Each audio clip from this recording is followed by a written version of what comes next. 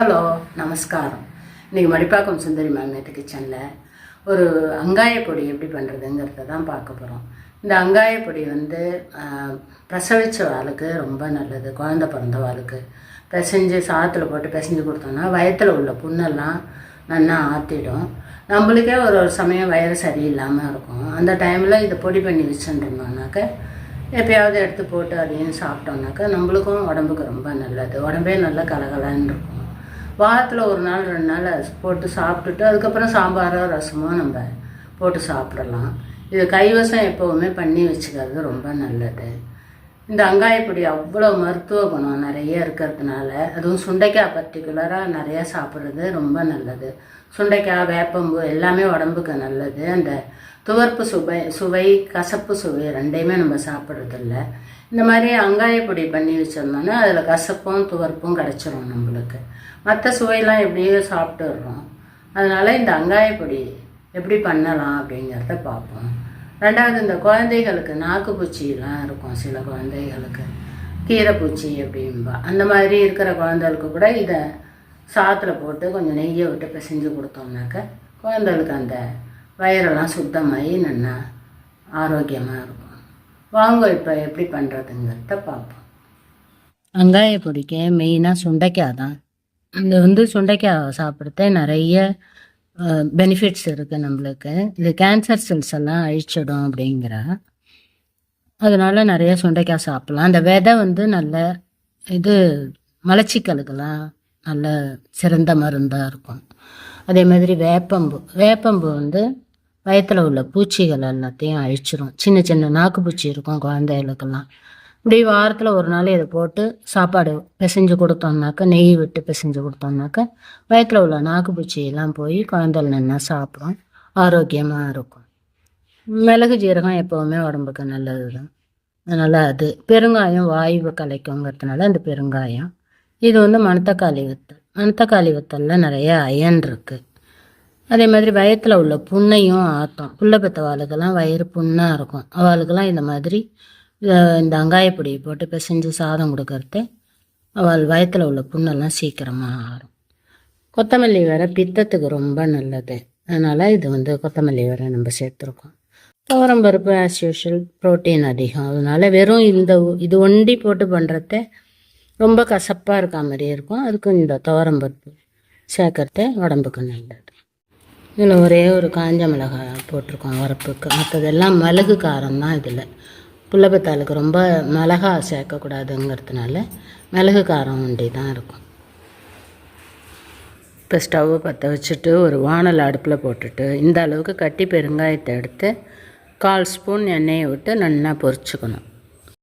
4 பக்கமும் பெரட்டி இந்த அளவுக்கு பொரிச்சுக்கணும். இந்த கரண்டியால் எல்லாமே 3 கரண்டி அளவுக்கு நான் போட்டிருக்கேன். துவரம்பருப்பு மட்டும் கொஞ்சமாக குறைச்சிட்டுருக்கேன். கொத்தமல்லி வரையும் துவரம்பருப்பு. இப்போ ஒரு வானலை அடுப்பில் போட்டுட்டு ஃபஸ்ட்டு நம்ம வேப்பம்பூவை வறுத்துக்கலாம். ஏன்னா ரொம்ப வானல் சூடாக எடுத்தனாக்கா சீக்கிரம் கருகிடும். அதனால் ஃபஸ்ட்டு வேப்பம்பூ வறுத்துக்கலாம். வேப்பம்பூவை நல்லா சிம்மில் வச்சுட்டு பொறுமையாக வறுக்கணும். ஹையில் வச்சோன்னா தீஞ்சு போயிடும். அதனால் எவ்வளோக்கு எவ்வளோ சிம்மில் வச்சு வறுக்கிறோமோ கருகாமல் நல்ல வாசனையாக இருக்கும். இதை எடுத்து ஒரு தாம்பாளத்தில் கொட்டிடலாம். அடுத்ததாக மணத்தக்காளிக்காய் வத்தலை போட்டுட்டு அதையும் சிம்மில் வச்சு அதே மாதிரி வறுத்துக்கணும். கருகாமல் வறுத்துட்டு அதையும் ஒரு தாம்பாளத்தில் கொட்டிடலாம். அடுத்தது சுண்டைக்காயை போட்டுட்டு அதையும் அதே மாதிரி சிம்மில் வச்சு நல்லா செவக்க வாசனை வர வரையிலும் வறுத்துட்டு அதையும் எடுத்து ஒரு தட்டில் கொட்டிட வேண்டியதுதான். அடுத்தது கொத்தமல்லி விதை 1.5 கரண்டி தான் போட்டிருக்கேன். சுண்டைக்காயெல்லாம் 3 கரண்டி, இது 1.5 கரண்டி தான். அதையும் அதே மாதிரி சிம்மில் வச்சுட்டு அதோட ஒரே ஒரு காஞ்ச மிளகாயும் போட்டு சிம்மில் வச்சு வாசனை வர அளவுக்கு வறுத்துக்க வேண்டியதுதான். இந்த மிளகா ஓவர் காரமாக இருக்கிறதுனால நான் 1 தான் வச்சுருக்கேன். காரம் கம்மியாக இருந்தால் 2 வச்சுக்கலாம். இந்த அளவுக்கு செவக்க வறுபடணும். இப்போ வறுபட்ட கொத்தமல்லியும் எடுத்து ஒரு தட்டில் கொட்டிட்டு ஒரு 1.5 கரண்டி அளவுக்கு துவரம்பருப்பையும் எடுத்து அதையும் நல்லா சிம்மில் வச்சு செவக்க வறுக்கணும். அப்போ தான் நல்லா வாசனையாக இருக்கும். எவ்வளோக்கு எவ்வளோ சிம்மில் வச்சு பொறுமையாக பண்ணுறோமோ அவ்வளோக்கு அவ்வளோ நல்லா வாசனையாக இருக்கும் எல்லாமே. இல்லாட்டா ஒன்று தீஞ்சிடும், இல்லைன்னா சரியாக வறுபடாது சுண்டைக்காயெல்லாம். அதனால் ஒன்றொன்றையும் தனித்தனியாக தான் வறுத்தாகணும்.